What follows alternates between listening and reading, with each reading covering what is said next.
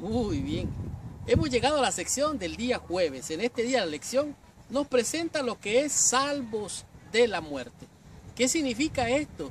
Que estamos salvos de la muerte. ¿Qué quiso decir el apóstol Pablo con esto de salvos de la muerte? Bueno, al leer Romanos capítulo 7, versículo 21 al 23, nos encontramos que nosotros hemos tenido muchas veces las mismas luchas, las mismas experiencias del apóstol Pablo descritas aquí en Romanos capítulo 7. De hecho, cuando usted lee Romanos capítulo 7, del versículo 21 en adelante, por lo menos hasta el 23 en el tema de este día, dice aquí, dice, pero veo otra ley en mis miembros que se revela contra la ley de mi mente y que se me lleva cautivo a la ley del pecado que está en mis miembros. Miserable de mí, ¿quién me librará de este cuerpo de muerte? Esto está diciendo el apóstol Pablo. ¿Quién me librará de este cuerpo de muerte? ¿Cómo somos libres de este cuerpo de muerte? Bueno, aquí lo dice el versículo 25.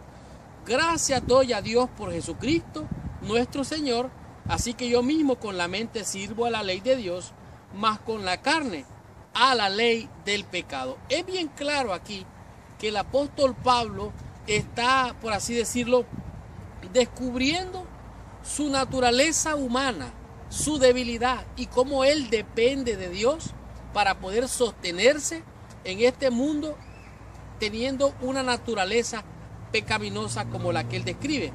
Escucha lo que dice el versículo 21 al 22, dice, así que queriendo yo hacer el bien, hallo esta ley, que el mal está en mí, porque según el hombre interior me deleito en la ley de Dios, pero veo otra ley en mis miembros, que se revela contra la ley de mi mente y que me lleva cautivo a la ley del pecado que está en mis miembros.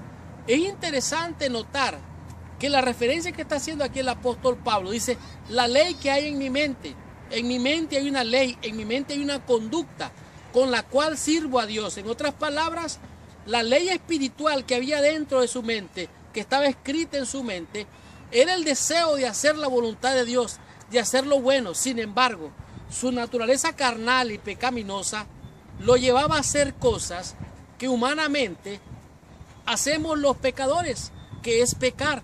Y es interesante notar cómo esta lucha del apóstol Pablo, él la describe de una manera poderosa.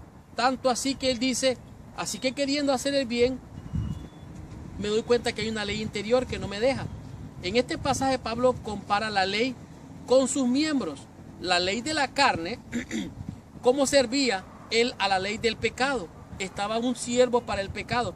Asimismo, él describe que hay una ley que le lleva cautivo a la muerte, que es la ley que está en su carne. Sin embargo, con su mente, dice, y con su cuerpo, hay dos cosas interesantes aquí. La ley que está en su mente y la ley que está en su cuerpo pecaminoso. La ley de Dios, que es espiritual, y la ley carnal, que es pecado. Ahora, en su cuerpo, dice, ¿quién no ha sentido esta misma lucha? En tu mente sabes lo que quieres hacer, pero tu cuerpo clama por algo más. Al estudiar esta lección me acordé hace algún tiempo cuando estuve allá por New Jersey. Estaba colportando por las calles y pasaba por una pizzería. Y todas las noches después de regreso de colportar, se me antojaba, me sentía la tentación de comer pizza. Y yo pasaba por aquel lugar donde sentía el olor a pizza. Y cada noche pasaba religiosamente y me detenía a comer pizza. Todos los días, todos los días. Y después que conté esto a alguien me dijo, hermano, pero la pizza es mala. La pizza es mala. Entonces me hizo sentir como pecador por comer pizza. Entonces dije, no vuelvo a comer pizza.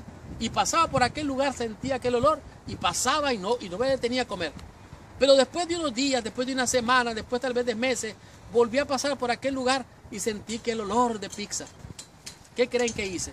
Me detuve, compré la pizza y volví a comer pizza. ¿Qué naturaleza? Tendencia a lo malo. Esto es lo que está describiendo aquí el apóstol Pablo. Por eso dice, gracias a Dios por Jesucristo. Las luchas del alma las hace calmar Jesucristo.